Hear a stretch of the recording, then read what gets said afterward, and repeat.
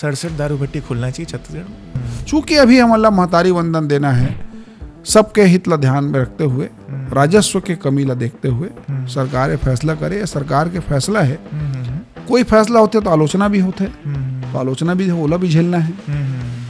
अब दारू भट्टी तो मैं खैर बिल्कुल समर्थन नहीं कर सकूं, पर चूंकि सरकार के विषय, सरकार ला राजस्व भी चाहिए। भाई कौन आदमी चाहिए कि दारू भट्टी खुले? घोषणा पत्र में रही इसका नहीं, घोषणा पत्र में ये नहीं रही कि हम शराबबंदी करबो।